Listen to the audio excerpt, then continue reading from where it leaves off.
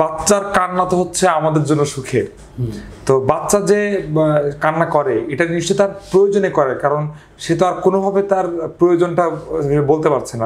কোনো অসুবিধা হলে কান্না করছে, ক্ষুধা পেলে কান্না করছে, বা অন্য কোনো অসুবিধা হলে কান্না করছে। তো এই যে বাচ্চাদের কান্না, এই কান্নার রকমটা বাবা মা আসলে কিভাবে বুঝবেন যে বা বাচ্চা আসলে কি চাচ্ছে, এটা বোঝার কোনো উপায় কি আছে কিনা স্যার? অবশ্যই দেখেন কান্নাটা কীরকম, যে আমরা কান্নার জন্য অপেক্ষা করি কখন? জন্মগ্রহণের পরে। জন্মগ্রহণের জন্য সবাই কান পেতে থাকে যে কান্না করছে, বাচ্চা ভালো আছে। এটা কিন্তু ডাক্তারের পারসেপশন না, অন্য সবার কিন্তু একই রকম আছে। আবার দেখেন বৃদ্ধ বয়সে যখন নীরব হয়ে গেলে সেই সময়ের কান্না কিন্তু একেবারে শেষ কান্না। তো অন্য বাচ্চাদের যেরকম প্রথম একটা কান্না বললাম, এর পরবর্তী সময় দেখেন যে বাচ্চাদের কীরকম ভাষা।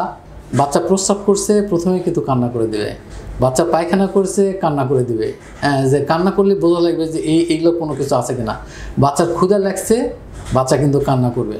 বাচ্চার যা কিছু শারীরিক অসুবিধা সব কিছুই বাচ্চা কিন্তু কান্নার মাধ্যমেই প্রকাশ করে। কাজে এই কান্নাটা আমাদের বুঝতে হবে, এবং হচ্ছে কোন সময় কোনটা হয় সেটাও করবে। বিশেষ করে মারা কিন্তু খুব ভালো মতো বোঝেন। ওই জন্য একজন শিশু ডাক্তার সব সময় মার কথা এবং মা যে কি বলতে চাচ্ছেন সেটাই প্রথমে শুনে নেয়।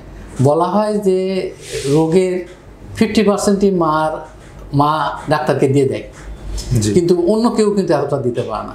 এটা কিন্তু বিরাট ব্যাপার। ওই জন্য আমরা মা কীভাবে বলতেছে সেটা করি। মা বুঝতে পারে যে এই সময় বাচ্চার বুকে দুধ খাবে, যার জন্য কান্না করতেছে, ও প্রস্রাব করছে কান্না করতেছে, সব কিছু মা বুঝতে পারে।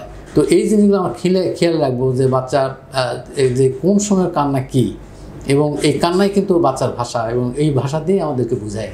তাহলে বাচ্চার জন্মের পরের যে কান্না, ওটা তার পৃথিবীতে আগমন, ওই কান্নার জন্য আমরা ওয়েট করি। হ্যাঁ, ইংরেজিতে বলে ওয়েলকাম ক্রাই। Welcome Cry.